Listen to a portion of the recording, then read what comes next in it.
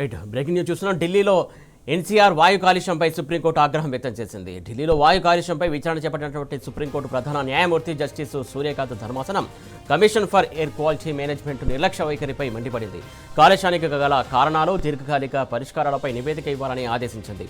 Domain నిపుణుల సమన్వయ సమావేశాన్ని అత్యవసరంగా ఏర్పాటు చేయాలని ధర్మాసనం సూచించింది. సమగ్ర నివేదికను ప్రజాక్షేత్రంలో ఉంచాలని సుప్రీంకోర్టు ఆదేశించింది.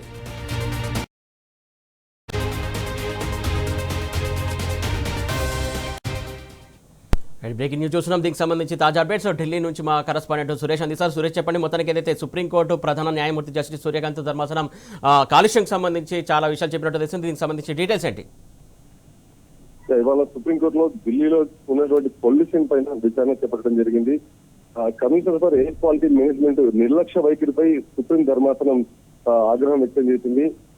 ప్రధాన న్యాయమూర్తి అయినటువంటి సుప్రీంకోర్టు ప్రధాన న్యాయమూర్తి జస్టిస్ సూర్యకాంత్ ధర్మాసనం ముందు ఈ కేసు విచారణ జరిగిన సందర్భంలో ఢిల్లీలో కాలుష్యంపై డొమైన్ నిపుణుల సమన్వయ సమావేశాన్ని అత్యవసరంగా ఏర్పాటు చేసి సమగ్ర నివేదికను వెంటనే ఇవ్వాలి, పొల్యూషన్ కంట్రోల్ చేసే విధంగా ఎటువంటి చర్యలు తీసుకుంటుందో దానిపైన నివేదికను సమర్పించాలని చెప్పి సుప్రీంకోర్టు ధర్మాసనం చెప్పింది. కాలుష్యానికి గల కారణాలను, దీర్ఘకాలిక పరిష్కారాలపై దృష్టి సాధించాలి తప్ప తాత్కాలికంగా చేయడం అనేది సరైనది కాదని చెప్పి ధర్మాసనం తీవ్రంగా అభ్యంతరం వ్యక్తపరచడం జరిగింది. అలాగే వాయు నాణ్యత సూచికని ఎయిర్ క్వాలిటీ ఇండెక్స్ కి సంబంధించి చాలా క్షీణతగా ఉండడం కారణంగా రవాణా పరిశ్రమల నుంచి వెలువడి కాలుష్యాన్ని కూడా పూర్తి స్థాయిలో తగ్గించే చర్యలు తీసుకోవాలి అన్న విషయంపైన ధర్మాసనం ఈరోజు commission of air quality management కి దృష్టి తీసుకెళ్లడం జరిగింది. అయితే ధర్మాసనం ప్రధాన న్యాయమూర్తి కాలుష్యంపై డొమైన్ నిపుణుల సమన్వయ కమిటీ ఏర్పరచాలని ఆదేశించడం జరిగింది.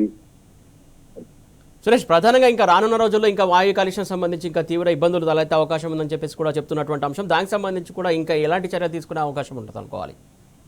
ఇప్పటికే ఈ ఎయిర్ క్వాలిటీ ఇండెక్స్ విషయం పైన పార్లమెంట్ లో చర్చ జరిగింది. B4 కి సంబంధించినటువంటి వెహికల్స్ ను ఢిల్లీలోకి ఎంట్రీ ఇవ్వకుండా కేంద్ర ప్రభుత్వం చర్యలు తీసుకోవడం జరిగింది. అయినప్పటికీ ఎయిర్ క్వాలిటీ ఇండెక్స్ ఇప్పుడు ప్రస్తుతం 700 వరకు పడిపోవడం కారణంగా చాలా తీవ్రమైనటువంటి శ్వాసకోశ వ్యాధులు వచ్చేటువంటి అవకాశం ఉంది. దీనిపైన ధర్మాసనం వెంటనే ఎయిర్ క్వాలిటీ ఇండెక్స్ పెంచే విధంగా ట్రాన్స్పోర్ట్ అలాగే పక్క రాష్ట్రాల నుంచి వెలువడేటువంటి పొల్యూషన్ పైన కూడా జాగ్రత్తలు తీసుకొని ఖచ్చితమైనటువంటి నిర్ణయాలతో ఎయిర్ క్వాలిటీని మెయింటైన్ చేయాలని చెప్పి ధర్మాసనం ఈ సమన్వయ కమిటీని వెంటనే ఏర్పాటు చేయాలని చెప్పడం జరిగింది.